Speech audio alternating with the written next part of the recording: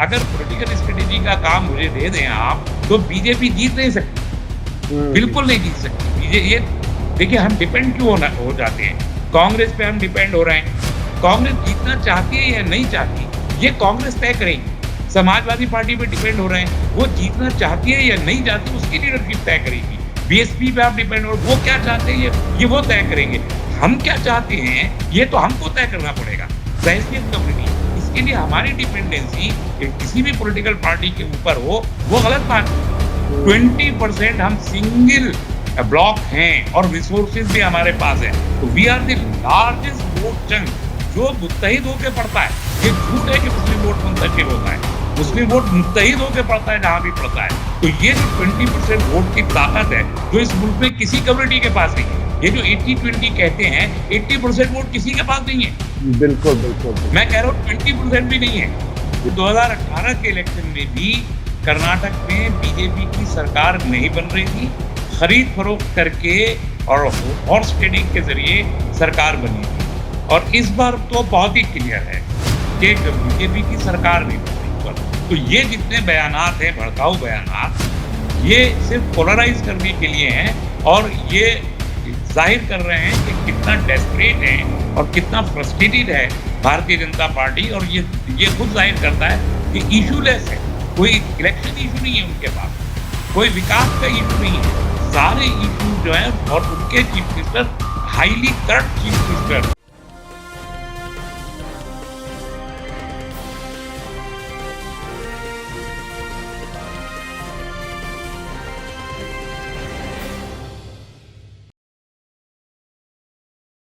Hello, नमस्कार, आदाब, सत श्री अकाल और अस्सलाम वालेकुम। मैं हूं मोहम्मद अहमद काज़मी, लेकर आया हूं आपका पसंदीदा कार्यक्रम आपके रूबरू। इस कार्यक्रम में हम आपको कुछ जानकार लोगों से मिलवाते हैं। इस वक्त कर्नाटक के इलेक्शन की कैंपेन उरूज पर है। वहां 10 मई को वोटिंग होनी है और सर्वे ऐसा आया हुआ है कि बीजेपी इस बार हार रही है। अभी ये तो नतीजा आने पर वक्त बताएगा क्या कुछ होगा, लेकिन इस वक्त जिस किस्म के बीजेपी के लोगों की तरफ से स्टेटमेंट आ रहे हैं, वो बहुत ही यानी एक शार्प हमलों की तरह से हैं, खास तौर पर मुसलमानों के खिलाफ। वहां के बीजेपी के लीडर हैं ईश्वरप्पा, वो कहते हैं कि मुसलमानों की एक भी वोट की जरूरत नहीं है और जो नेशनलिस्ट मुसलमान होंगे वो बीजेपी को वोट करेंगे। अमित शाह कह रहे हैं कि 4% जो रिजर्वेशन था, जो हमने खत्म किया है, वो अगर कांग्रेस आ गई तो वो वापस मुसलमानों को रिजर्वेशन देगी। योगी आदित्यनाथ, यूपी के जो चीफ मिनिस्टर हैं, उन्होंने जाकर के ये कहा है कि मुसलमानों को इस मुल्क में कहां कुछ इख्तियार बाकी बचा है, मुल्क मजहब की बुनियाद पर पहले ही बंट चुका है। आखिर ये इतना तेज हमलों की जरूरत क्यों है? कर्नाटक के हालात क्या हैं? इस सब पर बात करने के लिए मेरे साथ इस वक्त खास मेहमान है डॉक्टर तस्लीम रहमानी साहब, जो बहुत ही बेबाक अंदाज में अपनी बात रखते हैं। इस वक्त वो प्रेसिडेंट हैं मुस्लिम पॉलिटिकल काउंसिल ऑफ इंडिया के और एक लंबे अरसे से देश के और विदेशों के हालात पर काफी नजर रखते हैं। पिछले दिनों उनसे बात हुई थी इजराइल फिलिस्तीन वाले इशू पर, उसको आपने काफी पसंद किया, आपने देखा। डॉक्टर तस्लीम रहमानी साहब, वेलकम है आपका। आप बताइए कि ये कर्नाटक में जो ये इस लेवल पर कैंपेन पहुंच गई, इस हद तक कह दिया कि मुल्क बट चुका, अब यहाँ कोई हक नहीं रहा है। आखिर क्या मुसलमान एक लंबे अरसे से 20 ही करोड़ बताए जाते हैं, एक लंबे अरसे से 20 साल हो गए, लेकिन जितने भी हैं, क्या उनको किसी को कोई इख्तियार, कोई हक बाकी नहीं रहा इस मुल्क में? किस तरफ जा रहा है मुल्क? सलाकुम। देखिए, ये आपने फरमाया खुद ही के सर्वेज बता रहे हैं कि बीजेपी हार रही है। तो बीजेपी जब हार रही हो, तो इस तरह के बयानात उनके यहाँ से आने बड़े नेचुरल होते हैं और ये बड़े मज़ाक़खेज़ बयानात हैं और ये ज़ाहिर करते हैं कि बीजेपी की जो पॉलिसी रही है 1980 में उसके क़याम से लेके अब तक, वो है कि वो मज़हबी मुनाफ़रत पैदा करके पोलराइज़ करे। और अब कर्नाटक के इलेक्शन डू एंड डाई की बैटल है, जहाँ पर बीजेपी को बीजेपी ने जो पिछली सरकार बनाई थी, आपको याद होगा 2018 में बीजेपी ने 15 एमएलएस कांग्रेस के तोड़ के बीजेपी में शामिल किए थे, तब उनकी सरकार बनी थी। 104 सीटें मिली थी बीजेपी को और 36% वोट मिला था। उसके बरक्स कांग्रेस को 80 सीटें मिली थी, मगर 38% वोट मिला था। देखिए, हुँ, ये बड़ा दिलचस्प आंकड़ा है कि हुँ, 36% वोट पे 104 सीटें पहली बार जीती थी कर्नाटक में और 38% जिस पार्टी को कांग्रेस को वोट मिला, उसके पास 80 सीटें थी। तो हुँ, 27 सीटें उन्होंने जो जेडीएस को मिली थी, जो वहाँ तीसरी लार्जेस्ट वो है पार्टी है, उनके पास 19% वोट था, 37 सीटें थी। उनके साथ मिलके सरकार बना ली थी। तो इन्होंने जेडीएस को तो कुछ नहीं कहा, कांग्रेस के एमएलएस तोड़ दिए और उनको लेके फिर बाय इलेक्शन में उनको जिता के उन्होंने अपनी सरकार बनाई थी। गोया 2018 के इलेक्शन में भी कर्नाटक में बीजेपी की सरकार नहीं बन रही थी। खरीद-फरोख्त करके और हॉर्स ट्रेडिंग के ज़रिए सरकार बनी थी। और इस बार तो बहुत ही क्लियर है कि बीजेपी की सरकार नहीं बन रही। तो 4% कोटा जो रिज़र्वेशन मुसलमानों का था, वो समझ लेना चाहिए कि क्या था। वो एक्चुअली जो ओबीसी कोटा है 27% उसी कोटा विदिन कोटा था, 4% वो था। वो निकाल लिया, वो ले लिया मुसलमानों से और मुसलमानों से कहा कि जो इकोनॉमिकली वीकर सेक्शन का 10% कोटा नया इंट्रोड्यूस किया गया है, उसमें आप लीजिए अपना इकोनॉमिक वाला। ये 4% कहाँ गया? ये 4% डाइल्यूट नहीं किया उन्होंने। ये 4% उन्होंने शिफ्ट किया 2% लिंगायत कम्युनिटी को और 2% वोकालिगा कम्युनिटी को। अब ये दिलचस्प बात है कि लिंगायत कौन है और वोकालिगा क्या है? असल में जो बताया जाता है कि कर्नाटक में 84% हिंदू पॉपुलेशन है, सेंसस बोलता है, हुँ, हिंदू पॉपुलेशन है।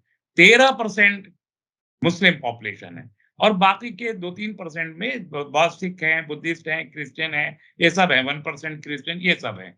अब ये जो हिंदू बताए जाते हैं, 84% हिंदू, इन हिंदुओं में जो सबसे बड़ा वहाँ पर तबका है, वो लिंगायत है, जिनकी कुल आबादी है 17% टोटल पॉपुलेशन का 6.5 करोड़ की पॉपुलेशन है कर्नाटक में, उसमें 17% आउट ऑफ दीज़ हिंदूज़ वो लिंगायत हैं और ये लिंगायत ये कहते हैं कि साहब हम हिंदू नहीं हैं। हुँ, मुस्तकिल कहते रहे हैं कि हमको वहाँ माइनॉरिटी का स्टेटस दिया जाए। जो ये हिंदू सनातन धर्म बाकी मुल्क में पाया जाता है, हमारे अकायद और हमारे बिलीफ सिस्टम इस सनातन हिंदू धर्म से बिल्कुल अलग है, इसलिए हमें हिंदू ना कहा जाए और हमें माइनॉरिटी स्टेटस दिया जाए। और ये इतना बड़ा वोट चंक है जो बीजेपी के पास रहा है कि अब वो नाराज़ हो रहा है।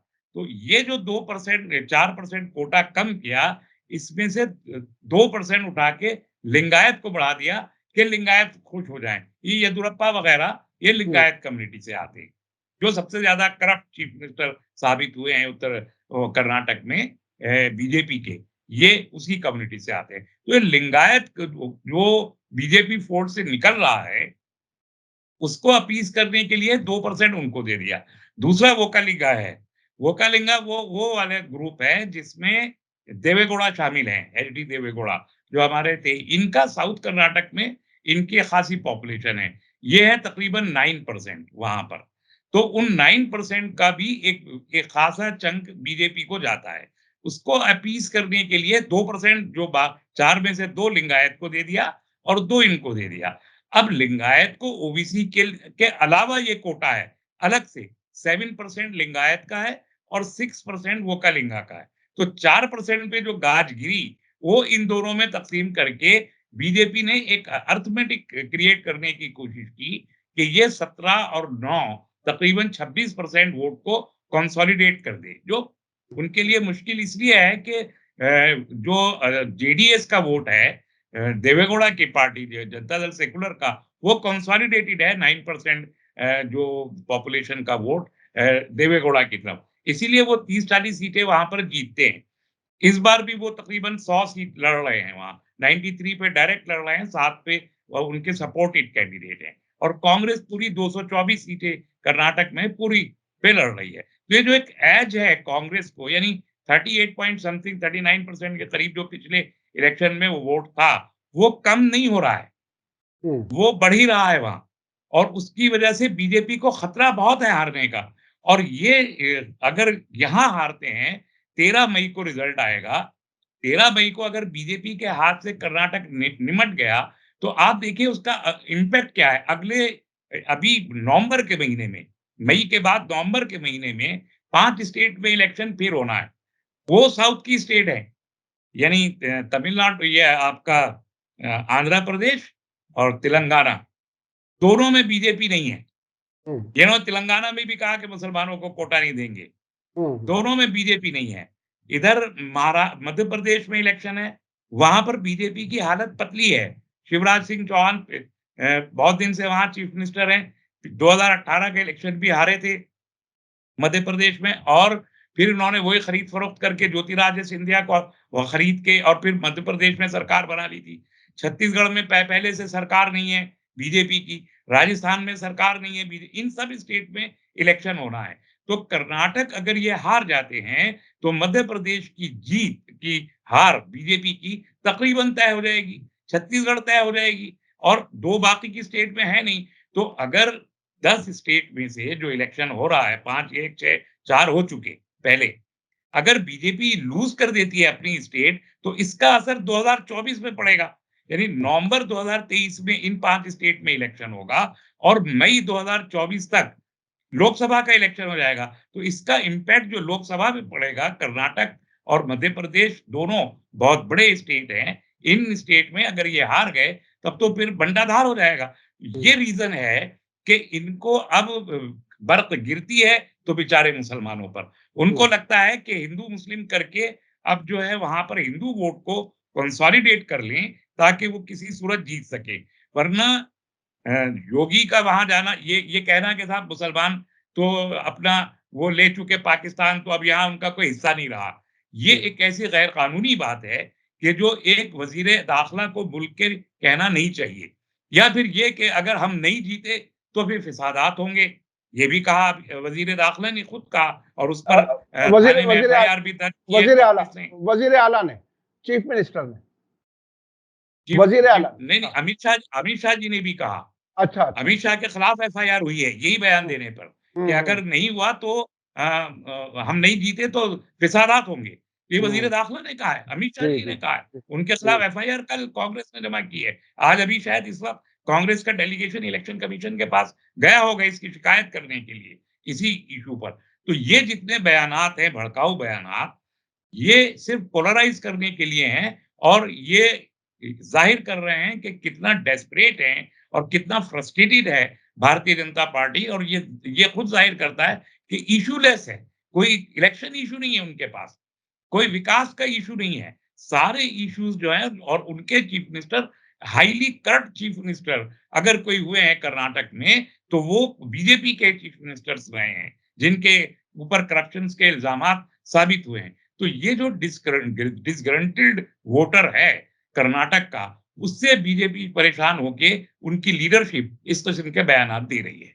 अच्छा, जिस तरह से आपने 5 और स्टेट्स का भी ज़िक्र किया और अब कहीं-कहीं ऐसी बातें होने लगी, सोशल मीडिया पर तो अक्सर ये कहा जाने लगा कि हो सकता है कुछ महीनों के बाद मोदी जी नज़र भी ना आएँ कहीं। यानी जो 2024 के इलेक्शन के बाद सब कुछ निपट जाए और जिस तेज़ी से कर्नाटक अगर जाता है और इन स्टेट्स पर भी वो होता है, तो फिर उनके पास 2 अहम और बड़ी रियासतें गुजरात और उत्तर प्रदेश रह जाता है। इसके अलावा हालात बहुत ही नाजुक नज़र आ रहे हैं। अच्छा, इस बीच में मैं एक चीज़ और समझना चाहता हूँ कि इस पूरे दौर में तकरीबन 9 साल से ज़्यादा 9 साल तकरीबन हो गए इस हुकूमत को। इसमें इतना प्रोवोक करने की कोशिश की गई मुसलमानों को। मुसलमानों ने शायद ये समझ लिया कि प्रोवोक नहीं होना। ये जो स्टेट ऑफ माइंड है, ये डर की वजह से या समझदारी की वजह से, या समझदारी कब डर में बदल जाए, वो क्या कुछ है? थोड़ा-सा आप उस गहराई से अगर कुछ बता सकें कि मुसलमानों का जो सब्र, पेशेंस वो बीजेपी बहुत जगहों पे कामयाब नहीं हो पा रही, जितना प्रोवोक करना चाह रही है। तो ये इस स्टेट ऑफ माइंड को आप किस तरह से देख रहे हैं? क्या है? देखिए, बहुत ज़माना गुज़रा अभी विदिन दीज़ 9 इयर्स, जो तो कुछ वकील हैं, बहुत ही ज़्यादा प्रोवोकेटिव वकील हैं, जो इसका बनारस के ज्ञानवापी मस्जिद का केस भी देख रहे हैं सब। ये एक साहब ने मुझसे कान में कहा एक स्टूडियो में बैठे हुए, यार ये मुसलमान सड़कों पे कब आएँगे? इनको हुँ, सड़कों पे लाओ ना। ये हुँ, बात हो गई 6-7 साल की। हुँ, इनको हुँ, सड़कों पे लाओ ना। तो मैंने भी मज़ाक में मुस्कुराते हुए उनसे कह दिया, "अरे भई आप कोशिश कर तो रहे हैं। आपकी कोशिश जिस दिन कामयाब हो जाएगी, उस दिन आ जाएँगे सड़कों पर।" तो वो जी, कोशिश कामयाब नहीं हो रही है इनकी, ये बात हाँ, सही है। हाँ, अभी आप कर्नाटक के तनाज़ुर में देखिए, तो बहुत ही दिलचस्प बात है ये कि कर्नाटक में एमआईएम इलेक्शन नहीं लड़ रहा है। हुँ, हुँ, यानी सिम्बॉलिकली 4-5 सीट पे कहीं लड़ रहा है और कहीं उनका ज़िक्र नहीं है। जी, जी, मुस्लिम लीग बिल्कुल करीब में केरल में मुस्लिम लीग वहाँ ताकत में है, ताकत में रहती है हाँ, और उसके बराबर की स्टेट तमिलनाडु में उनका एक मेंबर पार्लियामेंट जीत के आता है। हुँ, मुस्लिम लीग शुरू में कोशिश कर रही थी इलेक्शन लड़ने की कर्नाटक में, जो मेरे पास इत्तलात है। ये मुस्लिम हुँ, लीग कंटेस्ट नहीं कर रही कर्नाटक में। इसी हुँ, तरीके से जो तीसरा लार्जर ग्रुप मुस्लिम पॉलिटिशियंस का है, वो एसडीपीआई है, जिसमें हुँ, मैं बहुत पहले रहा कर था। हुँ, लेकिन हुँ, अब एसडीपीआई भी वहाँ पहले उन्होंने 100 सीटों की बात की, फिर उन्होंने कहा हम 25 सीट पे लड़ेंगे। अभी अल्टीमेटली वो सिर्फ 16 सीट पे लड़ रहे हैं और वो भी बहुत सिंबॉलिक हैं और उनकी तरफ वोट ट्रांसफर नहीं हो रहा। तो जो मुस्लिम पॉलिटिक्स के बड़े कद्दावर लोग हैं, वो भी एक तरीके से वॉकओवर दिए हुए हैं कांग्रेस को और एक हुँ, वहाँ पर है मुस्लिम मुत्तहिदा महाज़, वो हुँ, आमतौर पर जाते ही है कांग्रेस के फेवर में। तो आप ये समझिए कि 224 में से 124 सीट पे डायरेक्ट कंटेस्ट है कांग्रेस और बीजेपी का, जहाँ जेडीएस भी नहीं है, जो थर्ड हुँ, लार्जेस्ट वहाँ पर वो है। तो हुँ, इस सूरत-ए-हाल में ये मुसलमानों की के खौफ से ज़्यादा समझदारी है कि वो अपने वोट को डिस्ट्रीब्यूट नहीं कर रहा। और हुँ, ये समझदारी मुसलमानों ने देखिए ये मुसलमानों को इल्ज़ाम देना मुख्तलिफ चीज़ों के लिए बार-बार मुनासिब नहीं होता। हुँ, उत्तर प्रदेश का इलेक्शन आप देखिए, जो बिल्कुल रिसेंट है 2022 का, मुसलमानों ने क्या किया? उन्होंने कंसोलिडेट होके 95% से ज़्यादा वोट एक ग्रुप को दिया समाजवादी पार्टी और आरएलडी को। इससे हुँ, बड़ा इत्तेहाद कुछ भी नहीं हो सकता। जी, और 80-20 की बात योगी ने कही वहाँ। हुँ, अगर वहाँ समझदारी से इलेक्शन लड़ा गया होता और समाजवादी पार्टी भी समझदारी से लड़ती, बीजेपी नहीं जीत सकती थी। इसी हुँ, तरीके से आप बिहार का इलेक्शन देखिए। बिहार के इलेक्शन में 20% से ज़्यादा मुस्लिम वोट है। सारा वोट एन ब्लॉक गया आरजेडी को। तो ये जो ताकत मिलती है इन पॉलिटिकल पार्टीज को, ये मिलती है मुसलमानों की वजह से। ये 13% कर्नाटक का वोट कंसोलिडेटेड जो है वो कांग्रेस को जा रहा है। यानी 90% के करीब ये कांग्रेस को जाएगा। ऐसी सूरत-ए-हाल में क्या आप मुझे सुन रहे हैं? जी, जी, मैं बिल्कुल सुन रहा हूँ। तो ऐसी एक सूरत-ए-हाल में जहाँ मुस्लिम वोट बिल्कुल मुत्तहिद हो, इस मुत्तहिदा मुस्लिम वोट को ये खौफ का नाम देना ये गलत होगा। हुँ, ये एक समझदारी है, खौफ का अवसर कहीं-कहीं होता है। ये जो वीडियो बनाते हैं ये लोग मॉब लिंचिंग की वीडियो बना रहे हैं या रामनवमी के जुलूस पर में जाते हुए मस्जिदों पे पथराव कर रहे हैं या वहाँ झंडे लगा रहे हैं और उसके वीडियो बना रहे हैं या अतीक के पास कत्ल करने गए और वहाँ जाके पुलिस कस्टडी में कत्ल करके उसका वीडियो बनाया जा रहा है। मीडिया के सामने कनपटी पे बंदूक रख के गोली मारी जा रही है और उसका वीडियो सर्कुलेट किया जा रहा है। तो ये कोशिश होती है एक तो खौफज़दा करने की, कि पूरे मुल्क खौफज़दगी की मुसलमानों में एक लहर जाए और दूसरा होता है प्रोवोक करने की। तो दोनों काम नहीं हो रहे हैं। तो ये बीजेपी के लिए एक परेशानी का सबब है। खौफ कम है, समझदारी ज़्यादा है और अगर हम इसको कंटिन्यू करते जाएँ, हालात तो अच्छे नहीं हैं, हालात खराब हैं, इसमें तो कोई दो राय नहीं है। डिस्क्रिमिनेशन भी बहुत हो रहा है, ज़ुल्म भी हो रहा है, इसमें कोई दो राय नहीं है। लेकिन सारे हालात हमेशा एक जैसे तो नहीं रहते। 800 साल आप इस मुल्क में हुक्मरान भी थे तो आपके बहुत अच्छे दिन थे। तब आप हुँ, हुकूमत करते थे, आपका तूती बोलता था इस मुल्क में। उसके बाद आप जंग-ए-आज़ादी की क़यादत कर रहे थे, तब भी आप लीडर की हैसियत से थे। आज़ाद हो जाने के बाद कांग्रेस के ज़माने में फ़िसादात बहुत सारे हुए, इसमें कोई दो राय नहीं है। बहुत सी परेशानियाँ भी आई हैं उस दौर में, लेकिन सन 80 तक तो आप किसी न किसी सूरत में बड़े चौड़े होके जी रहे थे, बहुत सारे गलत काम मुसलमान भी कर रहे थे, इसमें हुँ, कोई दो राय नहीं है। तो अगर इतने दिन आपने 800 साढ़े 800 साल इस मुल्क में हुक्मरानी और अच्छे तरीके से जिए हैं, तो ये जो 10-15 साल, 20 साल का अरसा है, इसमें जो परेशानी है, इस पर भी यकीन रखना चाहिए कि ये भी 5-7 साल में खत्म हो जाएगी और इस बुनियाद पे सब्र कर लेना चाहिए कि जब हमारे अच्छे दिन नहीं रहे, तो ये बुरे दिन भी नहीं रहेंगे। और इसलिए ये सब्र किया जा रहा है और करना चाहिए। ये लोग इतने कमज़ोर हैं, इनके पास जो नफ़रत की आइडियोलॉजी होती है, खौफ की आइडियोलॉजी है, उसका तो कोई लंबी उम्र नहीं होती, बहुत मुख्तसर उम्र होती है। तो इन लोगों की उम्र यकीनी तौर पर ज़ुल्म की उम्र बहुत मुख्तसर होती है, इनकी उम्र बहुत मुख्तसर है और एक बार फिर एक बेहतर ज़माना अगले 5-7 साल में ही हम देखेंगे कि आ जाएगा। इसलिए सब्र करते रहना चाहिए, कोई दिक्कत नहीं है। अच्छा, मुस्लिम पॉलिटिक्स की बात आ रही है और मुसलमानों के सब्र की बात आ रही है। एक ज़माने में मुसलमानों को रिएक्शनरी कहा जाता था। ये रिएक्शन बहुत करते हैं, गुस्सा आ जाता है। अब ये बिल्कुल बहरहाल काफ़ी हद तक सब्र से और ठंडे रह कर के वक़्त गुज़ार रहे हैं। हमें आपको याद है कि चाहे वो बाबरी मस्जिद में ताला खुलने के बाद की का मूवमेंट हो, बाबरी मस्जिद एक्शन कमेटी हो, उस वक़्त कहीं-कहीं ये कहा जाता था कि सरकार के इशारों पर बाबरी मस्जिद एक्शन कमेटी के लोग और मुख्तलिफ लोग काम करते हैं, जो बाद में अदालती कागज़ों से भी साबित हो सकता है कि उन्होंने स्टेटस को की मांग नहीं की, मसलन जिसका नरसिम्हा राव ने वादा किया था, वो कभी एप्लीकेशन कोर्ट में नहीं गई। तो मैं वो सिर्फ ये याद दिला रहा हूँ कि उस वक़्त सरकार के अगर राब्ते में भी थे वो लोग, तो मुसलमान प्रोवोक होते थे और उनको प्रोवोक किया जा सकता था, कामयाब हो सकते थे वो।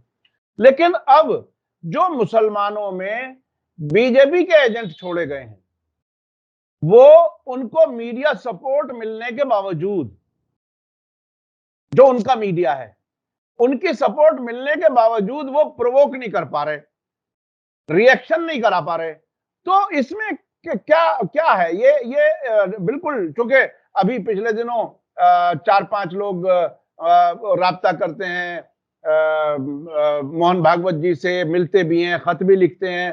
फिर एक जमीयत उलमा हिंद का डेलीगेशन जाता है, वो भी आकर के बाहर कहते हैं कि अमित शाह जी तो बल्ले बल्ले बहुत बढ़िया, अच्छे मिले और बहुत अच्छे से मिले। तो ये जो तबका तैयार किया गया है बीजेपी के जरिए, चाहे वो इंटेलेक्चुअल्स के नाम पर हो, चाहे मौलवियों के नाम पर हो, वो कामयाब नहीं हो पा रहे अपनी पैठ बनाने में मुसलमानों के बीच में। वो क्या हुआ? वो स्ट्रेटेजी क्यों नाकाम हो पा रही है? देखिए 2 वजह हैं उसकी। और आप ये देखें कि बीजेपी में बराह रास्त जो लोग शरीक हैं, वो कौन लोग हैं? उनका भी कम्युनिटी से तो कोई ताल्लुक नहीं है। वो मुसलमानों का वो तबका है कि जिसको कोई सियासी नफ़ा-नुकसान कभी हुआ नहीं, अननोन है, उनकी कोई पहचान नहीं है, कम्युनिटी से कोई राब्ता नहीं है, तो इक़्तिदार के की लज़्ज़त लेने के लिए, उसका मज़ा लूटने के लिए वो वहाँ पर चले गए हैं और इतने कमज़ोर हैं कि खुद पार्टी के अंदर वो जानते हैं कि उनकी कोई औकात नहीं है। बीजेपी में होने के बावजूद उनको वहाँ एक गुलाम की हैसियत से ही ट्रीट किया जाता है। तो उनका एक डिमोरलाइजिंग इफ़ेक्ट तो खुद विदिन द पार्टी है। हुँ, आउटसाइड द पार्टी मुसलमान जो हैं वो बीजेपी को एक्सेप्ट नहीं करना चाहते हैं। तो वो जो आम मुसलमान है वो बीजेपी के उस मुसलमान को एक्सेप्ट नहीं करता। तो अंदर भी डिमोरलाइज़्ड है, बाहर भी डिमोरलाइज़्ड है, विदिन हुँ, द कम्युनिटी भी डिमोरलाइज़्ड है, कोई उसकी पकड़ भी नहीं है। तो एक तो उसका इम्पैक्ट ना होने का एक बड़ा वजह है। दूसरा जो तबका है वो बराह रास्त बीजेपी में नहीं है। वो इंटेलेक्चुअल्स हैं, जर्नलिस्ट हैं, रिटायर्ड ब्यूरोक्रेट्स हैं, ये सब लोग हैं। ये भी वो तबका है कि जिसका बराह रास्त कम्युनिटी से कोई ताल्लुक कभी भी नहीं रहा। ये कांग्रेस के ज़माने में भी कांग्रेस के खुशामद करके अपनी पोज़ीशंस को एलिवेट किया करते थे और बहुत मज़े से इन्होंने एक बड़ी जन्नत वाली ज़िंदगी गुज़ारी है उस ज़माने में। और कम्युनिटी को उस वक़्त भी ये लोग बुरा कहा करते थे कि हुँ, कम्युनिटी गलत है। अब आए हैं ये कम्युनिटी के हीरो बन के, तो ये इनडायरेक्ट बीजेपी की इनको इक़्तिदार के साथ रहना है। ये ब्यूरोक्रेट हैं, पढ़े-लिखे लोग हैं। ये एक मुख्तसर सा तबका है जो जिसने कम्युनिटी को कभी हमेशा ही मुरीद-ए-इल्ज़ाम ठहराया है। अब इनको फिर इक़्तिदार के साथ रहना है। अब बीजेपी का इक़्तिदार है, तो ये आरएसएस के हलकों में जाते हैं। जो एक इनके साथ मिला हुआ ब्यूरोक्रेट के साथ तबका, तो वो जमीयत उलमा हिंद टाइप का एक ग्रुप है। इसकी भी तारीख आप उठा के देखें तो ये हमेशा से असद बदरी साहब से या हुसैन अहमद बदरी साहब से लेके अब तक ये हमेशा इक़्तिदार के ही करीब रहे हैं। वो हुँ, इक़्तिदार चाहे कांग्रेस का हो, वो या बीजेपी का हो। तो ये इक़्तिदार की बात है। अब जो जुमला इन लोगों ने बोला था अमित शाह जी से मुलाकात के बाद कि साहब वो तो जैसे लगते हैं वैसे उससे तो बहुत अच्छे। हुँ, ये जो बोला गया था तो वो पोल खुल गई फौरन ही। जो फिसादात हुए रामनवमी के मौके पर और जो अब कर्नाटक में उनके बयानात आ रहे हैं। और ये जो 4 हज़रात अभी आरएसएस से मिलके मुस्लिम ऑर्गेनाइजेशन में जाके नेगोशिएट कर रहे थे, उनको भी खत लिखना पड़ा आरएसएस को कि साहब हम तो कोशिश कर रहे हैं और आपके बयानात और ये हरकतें हमारी कोशिशों में नाकामी का बाँस बन रही हैं। ये इन्होंने भी लिखा है आरएसएस को। तो ये एक ऐसा तबका है जो हालात के साथ पलटी मारता है। पलटू राम तबका है, दोनों का हुँ, दोनों, दोनों साइड का और इनका कोई इम्पैक्ट कभी रहा नहीं। जमीयत उलमा भीड़ इकट्ठा कर सकती है। मदारिस से भीड़ इकट्ठी करके लाते हैं वो लोग और एक शो दिखाते हैं कभी रामलीला ग्राउंड में और कभी किसी स्टेट कैपिटल में। उस शो के उसको सब जानते हैं। हम जितनी सियासत हम जानते हैं, उससे कहीं ज़्यादा सियासत तो वो लोग जानते हैं जो इक़्तिदार में हैं। बिल्कुल। जो चाहे कांग्रेस की लीडरशिप हो या बीजेपी की हो, वो जानते हैं कि जो 5 लाख लोग आप कहीं इकट्ठा कर रहे हैं, तो उसकी क्वालिटी क्या है? हुँ, क्वांटिटी जो भी हो, क्वालिटी क्या है और आपका इम्पैक्ट क्या है नीचे? ये बात वो लोग जानते हैं और उतनी उसी हैसियत में आपसे डील करते हैं। तो गुलामी करवाने का काम एक प्रोजेक्टेड मुस्लिम लीडरशिप से, ये हुँ, हमारा मसला रहा है इस मुल्क में कि आज़ादी के बाद से अब तक ग्रास रूट लेवल से मुस्लिम लीडरशिप उठ के आई ही नहीं है, कब कहीं नहीं। कभी भी हुँ, नहीं आई। जो भी लीडरशिप आई, वो प्रोजेक्टेड लीडरशिप थी। पहले कांग्रेस प्रोजेक्ट किया करती थी, अब बीजेपी कोशिश करती है कि लीडर्स को मुसलमानों में प्रोजेक्ट करके डाले। बीजेपी नाकाम इसलिए है कि कभी एतबार मुसलमानों ने नहीं किया बीजेपी के ऊपर, इसलिए वो प्रोजेक्ट नहीं कर पा रही लीडर को। कांग्रेस पे एतबार था, तो वो कामयाबी से प्रोजेक्ट कर दिया करती थी। उसी में ये सब लोग पैदा होके सामने आए थे, लेकिन अब वो एतबार भी खत्म हो रहा है। अब तो ग्रास रूट लेवल से ही लीडर आएगा और अपने पॉलिटिकल एक्यूम के ज़रिए ही आएगा। ये लोग बहुत जल्दी सत्ता से हट जाएँगे, मुझे ऐसा हुँ। लगता है। ये और ये ये कर्नाटक बहुत में आप देखिए ये बहुत ही अहम बात है। मैं एक तजुर्बा शायद पहले भी एक आध बार मैं बता चुका हूँ कि एक साहब अब दुनिया में नहीं रहे, उनसे हमारे ताल्लुकात थे। वो कई प्राइम मिनिस्टर्स के काफ़ी नज़दीक रहे। तो मैं उनसे मज़ाक करने लगा कि साहब मैं आपका तारुफ़ किसी से कराता हूँ तो कहता हूँ आप राजपूत हैं। तो वो कहने लगे भई राजपूत कैसे हैं? हँस करके। तो मैंने कहा भई जिसका राज उसी के पूत। तो ये तकरीबन उसी क्लास का ज़िक्र आपने किया कि ये लोग हैं। अभी अभी ये लोग जो जो उनसे मिले थे मोहन भागवत जी से, अब एक एजुकेशनल कॉन्फ्रेंस लखनऊ में कर रहे हैं। अब ये कैसे भरोसा किया जाए? देखिए बहुत ही एक तरह से मीठा स्लोगन है। एजुकेशन किसको अच्छी नहीं लगती? कौन नहीं चाहता अपने बच्चों को पढ़वाना? लेकिन सिर्फ कॉन्फ्रेंस बाजी कर करके मुख्तलिफ शहरों में निकल जाओ और फिर अपना असर दिखाओ कि भाई हम तो कौम के हमदर्द हैं और फिर आकर के कहो कि आरएसएस बहुत अच्छी मुझे वो लेटर याद है जिसमें उन्होंने लिखा कि किसी को शक नहीं होना चाहिए कि आरएसएस नेशन बिल्डिंग में बहुत ही अहम रोल अदा कर रही है। ये इन 5 लोगों का खत है जो अभी पिछले दिनों भेजा गया था। अच्छा मैं अब आता हूं उस पर कि अभी जब हमारी बात हो रही है इसके 2 दिन बाद ही प्रधानमंत्री नरेंद्र मोदी जी का 100वां मन की बात प्रोग्राम होने वाला है और खबरें मीडिया में ये आ रही हैं नई दिल्ली में इंडिया इस्लामिक कल्चरल सेंटर में उसे दिखाया जाएगा पूरे पर्दे पर और पुरानी दिल्ली में अल जवाहर होटल वहां तैयारी हो रही है जहां पिछले दिनों राहुल गांधी गए थे। तो ये इस बार इस इलेक्शन सीजन में बल्कि इलेक्शन की सीजन के शुरुआत में अब मुसलमानों के बीच जाकर के मन की बात क्या कुछ कर पाएगी जब पूरे साल आप पूरे 9 साल मुसलसल गोली मारो की बात कहते रहे नॉर्थ ईस्ट दिल्ली में फसाद कराए हंगामे कराए और क्या कुछ नहीं हुआ मॉब लिंचिंग का जिनका आपने जिक्र कहा वो सब कुछ देखा अब क्या प्रधानमंत्री नरेंद्र मोदी जी का ये मन की बात मुसलमानों के इलाकों में दिखा करके क्या उस पे पर्दा डाला जा सकता है क्या है? देखिए ये सिंबोलिज़्म है। बिल्कुल अलामती किस्म की चीज़ें करने की हरकत है। एक तरफ जब आप ये कह रहे हो कि हमें मुसलमानों का एक वोट भी नहीं चाहिए, आप कह रहे हो कि आप पाकिस्तान ले चुके हैं, अब आपको रिज़र्वेशन नहीं चाहिए। आपने कर्नाटक में 4% रिजर्वेशन खत्म कर दिया और तेलंगाना में कहते हैं हम आए तो मुसलमानों को रिजर्वेशन लेने ही नहीं देंगे। हाँ, तेलंगाना में भी ये आप कह रहे हैं और दूसरी तरफ मन की बात आप लेके जा रहे हैं। तो आपकी कहनी और कथनी का जो फ़र्क है, उसको क्या मुसलमान इतने ज़्यादा बेवकूफ़ हैं कि वो उसको इस बात को समझेंगे नहीं?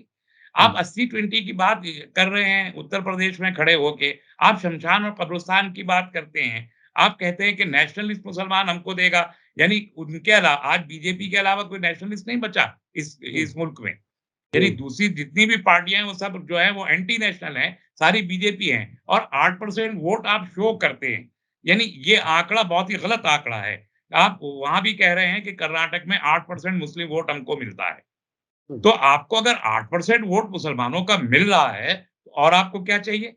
देखो मुझे तो लगता नहीं कि 8% वोट मिलता है। फॉर्म नंबर 20 निकाल के पढ़िए तो मालूम हो जाएगा 3% मुस्लिम वोट से ज़्यादा कभी भी बीजेपी को मिला नहीं। इन्होंने यूपी में भी कहा कि 10% वोट हमको मिल गया मुसलमानों का। बिल्कुल गलत है ये स्टैटिस्टिक। हम तो निकाल के फॉर्म 20 निकाल के पढ़ के बता देंगे कितना वोट मिला है। तो वो थोड़ा-सी मुसलमानों में कमी ये है कि स्टडी हमारे यहाँ कोई स्टडी नहीं होती। इलेक्शन की स्टडीज़ नहीं होती पार्टिकुलरली कि जैसे हम इसे अभी इन्होंने एक और हरकत कर्नाटक इलेक्शन में की है। एक ही शिवराज नगर की सीट पे 5,000 मुस्लिम वोट इन्होंने डिलीट कर दिया, हुँ, वहाँ के इलेक्शन कमीशन ने 5,000 वोट और मुसलमानों को पता ही नहीं चला, आखिर में पता चला। और एक ये मैं कॉन्स्टिट्यूएंसी का बता रहा हूँ। ऐसे आप 224 कॉन्स्टिट्यूएंसी पे अगर आप देखें, तो मुसलमानों का 1 लाख के करीब वोट इन्होंने डिलीट किया है, गलत तरीके से। उसपे केस डालना चाहिए, लेकिन लोकल लोगों ने डाला नहीं। तो हमको एक ऐसी ऑर्गनाइज़ेशन की ज़रूरत है, जो इलेक्शन स्टडीज़ में महारत रखती हो और हुँ, बहुत महारत के साथ वो उसको अंजाम दे। उसकी बड़ी शदीद ज़रूरत है। अब हम लोग मदरसे को पैसा देते हैं, मस्जिद को पैसा देते हैं, मौलाना को पैसा देते हैं, अपनी जगह ठीक है दीजिए। लेकिन ये जो थिंक टैंक है, जो इलेक्टोरल पॉलिटिक्स में इम्पैक्ट करे, आपके वोट बनवाए, आपके वोट कटने से रोके, फिर स्ट्रेटजीज़ बनाए, इलेक्शन की स्ट्रेटजीज़ बनाए। जैसे इन्होंने कहा कि 8% बीजेपी को मुस्लिम वोट मिल रहा है, तो उसके पास स्टैटिस्टिक्स होने चाहिए कि 8% नहीं इतने हैं। वो उस वक़्त होगा जब बूथ स्टडी आपके पास है, हुँ, कि किसी भी एक बूथ में कितना वोट है, उसमें मुस्लिम वोट कितना है, कितना पोल हुआ और उसमें से किस पार्टी को कितना गया। आजकल फॉर्म 20 में ये सब चीज़ें मेंशन होती हैं। तो अब फॉर्म 20 4000 असेंबली कॉन्स्टिट्यूएंसीज़ का पढ़ें तो आप 11 लाख बूथ हैं मुल्क में। 11 लाख बूथ की ये स्टडी करें, तब आप बोल पाएँगे कि 8% है या नहीं है। तो हुँ, वो करने के लिए कुछ पैसा खर्च होता है। वो पैसा कम्युनिटी नहीं देती। मैंने बड़ी कोशिश की है, ये काम करता रहता हूँ मैं, लेकिन कम्युनिटी कुछ तो दे, जो हुँ, जो हम इसके लिए स्टाफ बिठा सकें और बिठा के काम करें। हम मैं तो यकीन से कह रहा हूँ, अगर पॉलिटिकल स्ट्रेटजी का काम मुझे दे दें आप, तो बीजेपी जीत नहीं सकती। हुँ, बिल्कुल नहीं जीत सकती। ये देखिए हम डिपेंड क्यों हो जाते हैं? कांग्रेस पे हम डिपेंड हो रहे हैं। कांग्रेस जीतना चाहती है या नहीं चाहती, ये कांग्रेस तय करेगी। समाजवादी पार्टी पे डिपेंड हो रहे हैं, वो जीतना चाहती है या नहीं चाहती उसकी लीडरशिप तय करेगी। बीएसपी पे आप डिपेंड हो वो क्या चाहते हैं ये वो तय करेंगे। हम क्या चाहते हैं, ये तो हमको तय करना पड़ेगा, बहैसियत कम्युनिटी। इसके लिए हमारी डिपेंडेंसी किसी भी पॉलिटिकल पार्टी के ऊपर हो, वो गलत बात है। हम हुँ, उनके ऊपर डिपेंड नहीं हो सकते। हमको बहैसियत कम्युनिटी खुद तय करना होगा कि हम क्या रिज़ल्ट चाहते हैं। तो जो हुँ, रिज़ल्ट हम चाहते हैं, वो हम कैसे अचीव करेंगे, उसका मंसूबा क्या होगा, उसकी हिकमत अमली क्या होगी और कैसे हम इम्पैक्ट करेंगे, ये तो बहैसियत कम्युनिटी हमें तय करना पड़ेगा। जैसे लिंगायत कम्युनिटी कर रही है कर्नाटक में। तो इसके लिए 40-50 करोड़ रुपए अगर कम्युनिटी इकट्ठा करे, तो ये कोई बड़ी बात नहीं है। इतने में हो जाएगा काम और हम अगर तय कर लेंगे कि हमको ये रिज़ल्ट चाहिए, तो हम वो रिज़ल्ट अचीव कर सकते हैं इस मुल्क में बहुत आसान है। 100 हुँ, सीटों पर तो हमारा वोट डिसाइडिंग है लोकसभा की। तो हम अगर 100 सीटों को मैनेज कर सकें, तो हम पूरी हुकूमत को तय कर सकते हैं। लेकिन हम वो काम बदकिस्मती से नहीं कर रहे हैं। अभी यूपी में मैंने पिछले आपके साथ एक प्रोग्राम में कहा था, 178 मुसलमानों ने यूपी असेंबली का इलेक्शन लड़ा मेन स्ट्रीम पॉलिटिकल पार्टी से। हुँ, यानी सपा, बसपा, कांग्रेस और आरएलडी से हुँ, एमआईएम की बात नहीं कर रहा। इन इन हुँ, इन 4 पार्टी से 178 मुस्लिम कैंडिडेट ने कंटेस्ट किया, उसमें से सिर्फ 20 जीते और जानते हैं कितना पैसा खर्च किया? 1500 करोड़ से ज़्यादा रुपया खर्च किया है। डेढ़ हुँ, हज़ार करोड़ रुपया हुँ, मुसलमानों ने अकेले अपने इलेक्शन पे और सब हार गए। 20 जीते सिर्फ, और उसका सारा फायदा पहुंचा दूसरी पार्टियों को, कम्युनिटी को कुछ नहीं मिला। ये 20 जो जीत के गए, इनकी इतनी से भी नहीं है कि अपनी पार्टी लीडर के सामने आंख उठा के, सर उठा के खड़े भी हो सके। ये 20 के 20, इनकी ये हैसियत, ये औकात भी नहीं है। ये एमएलए जीतने के बाद अपनी पार्टी के सामने कोई बात कह सके, इतनी भी नहीं है। तो ये 1500 करोड़ रुपया तो हमने ज़ाय किया ना इलेक्शन जी, में। और इससे ज़्यादा ही हुआ है, कम नहीं हुआ। ये तो मैं बहुत ही मोहतात फिगर आपको दे रहा हूँ। तो आप अगर 1500 करोड़ रुपए ऐसे पानी में बहा सकते हैं, आग लगा सकते हैं, तो एक 50-60 करोड़ रुपए इकट्ठा करके एक इलेक्टोरल थिंक टैंक आप नहीं बना सकते? जो हुँ, आप अगर 20 वहाँ पर जीते हैं, तो यही इलेक्टोरल थिंक टैंक आपको 50 सीट दे सकता था, 50-60 करोड़ रुपए में। जी, लेकिन ये हमारी जो सोच है, ये इंडिविजुअलिस्टिक है, कलेक्टिव नहीं है। ये हुँ, मसला है। कि एक वही, इंडिविजुअल ये सोचता है वही कि मैं अपने इलेक्शन पे 10 करोड़ रुपया खर्च कर दूँगा, लेकिन हुँ, कम्युनिटी के लिए मैं 1 करोड़ रुपया दूँगा, ये सोच नहीं है। जी, ये जी। मसला है, इसको बदलना पड़ेगा। ये बहरहाल असल में वो जो सेंस ऑफ माइनॉरिटी जिसे कहते हैं ना, वो कहने के लिए तो क माइनॉरिटी में है, लेकिन वो सलीका नहीं है जिस तरह से माइनॉरिटी किसी मुल्क में जीती हैं। सलीके से, अच्छे तरीके से मैनेज कर सके अपने मामलात, खास तौर पर इलेक्शंस में तो और ज़्यादा अलर्ट होना चाहिए क्योंकि माइनॉरिटी होने की वजह से हमें अपने हकूक लेने में मुश्किल होती है। अगर हम इलेक्शन के दौरान या इलेक्शन से मुताल्लिक अलर्ट हो जाएं और अपनी जिम्मेदारियां पूरी करें ठीक से, अपने रिसोर्सेज का ठीक से इस्तेमाल करें, तो कोई पॉलिटिकली हमें दूर नहीं रख सकता, जुल्म नहीं कर सकता। ये बहुत ही अहम चीजें हैं जिस तरफ तस्लीम रहमानी साहब ने इशारा किया। हमें सभी को गौर करने की जरूरत है। मैंने अक्सर इंडिया इस्लामिक कल्चरल सेंटर में मैंने कुछ जिम्मेदार लोगों से कहा कि भाई ये इतनी बेहतरीन जगह है, यहाँ कोई एक थिंक टैंक मुसलमानों का होना चाहिए ताकि मुस्लिम इश्यूज पर बाकायदा पोजीशन ली जाए, मुसलमानों के हकूक की बात की जाए, लेकिन कहीं कुछ ऐसा होता नजर नहीं आया। हालांकि नई दिल्ली में वो ऐसी जगह है कि इसका इस तरह से भी इस्तेमाल हो सकता है। बहुत बहुत शुक्रिया तस्लीम रहमानी साहब, आप मैं हमें एक बात में इज़ाफ़ा कर दूँ, देखिए जी, मुसलमानों को मायूस होने की तो इस मुल्क में कोई ज़रूरत भी इसलिए नहीं है कि मुसलमान वोट 20% है मुल्क में, 20%, और ये सिंगल लार्जेस्ट वोट चंक है। जी, जी, सिंगल लार्जेस्ट, किसी कम्युनिटी के पास इतना बड़ा वोट नहीं है। ना हम्म, पंडितों के पास है, ना कायस्थों के पास है, ना वैश्य के पास है, ना हिंदू के पास है, ना सिख के पास है, ना ईसाई के पास है, ना दलित के पास है, ना ओबीसी के पास है, ना ट्राइबल के पास। हम्म, 20% हम सिंगल ब्लॉक हैं और रिसोर्सेज भी हमारे पास हैं। तो we are the largest vote chunk जो मुत्तहिद होके पड़ता है। ये झूठ है कि मुस्लिम वोट मुंतशिर होता है। मुस्लिम हम्म, वोट मुत्तहिद होके पड़ता है जहाँ भी पड़ता है। तो ये जो 20% वोट की ताकत है, जो इस मुल्क में किसी कम्युनिटी के पास नहीं है। ये जो 80-20 कहते हैं, 80% वोट किसी के पास नहीं है।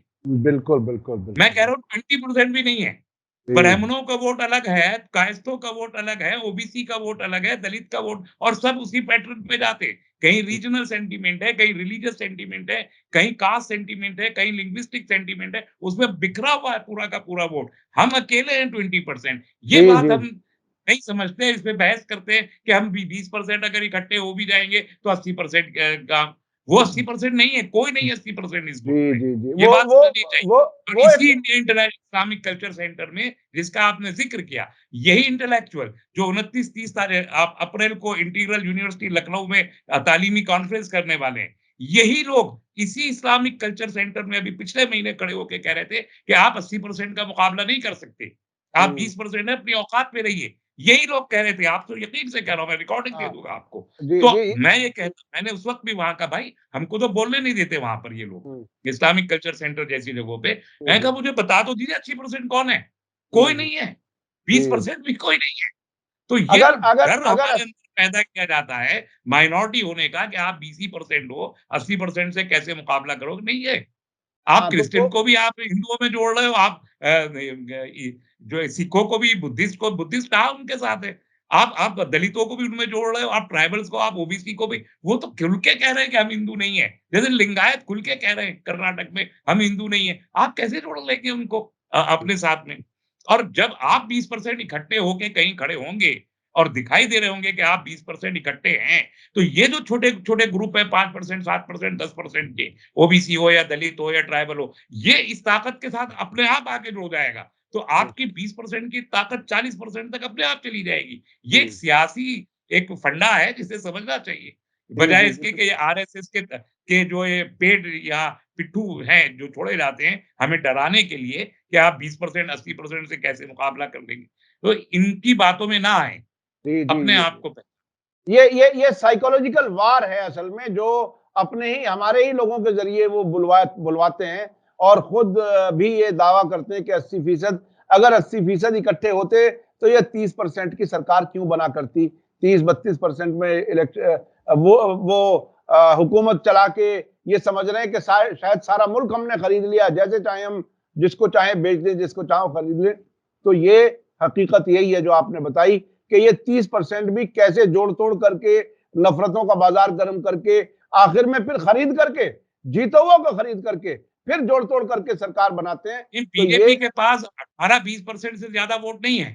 जी, जी, जी, इतना जी। बड़ा हिंदुत्व का नाटक करके और नफ़रत फैला के कि भी 20% से ज़्यादा बाकी जो 18% वोट है वो मैनेज वोट है। आप यूपी जी, में देख लीजिए यादव को कैसे मिल गए जी, 30% से ज़्यादा वो 31% वोट समाजवादी पार्टी को और 13% वोट बीएसपी के पास भी है जिसको मुसलमानों ने वोट नहीं दिया। जी, कहाँ से जी। आ गए ये सारे? बिल्कुल, बिल्कुल, बिल्कुल। और ये अपने आप में एक साइंस है, इसे समझने की ज़रूरत है और अपने अंदर सेंस ऑफ इंफीरियॉरिटी कमतरी का जो मिज़ाज होता है, वो बिल्कुल ना पलने दें और इसी मुल्क में संविधान के तहत रहते हुए ही अपनी ताकत को भी समझें और अपने आप को मुनज़्ज़म करें, ताकि इलेक्शंस को बेहतर तरीके से उस तरफ ले जाया जा सके, जहाँ हमें अपने हकूक मिल सकें। और जब हमें कहते हैं तो ये कोई दुश्मनी नहीं है किसी भी मज़हब के लोगों से, बल्कि सभी को अपना-अपना हक मिलना चाहिए। ये यही खूबसूरती होती है डेमोक्रेसी की। बहुत-बहुत शुक्रिया तस्लीम रहमानी साहब। इसी के साथ मुझे दीजिए इजाज़त। धन्यवाद, शुक्रिया। जय भारत, जय हिंद।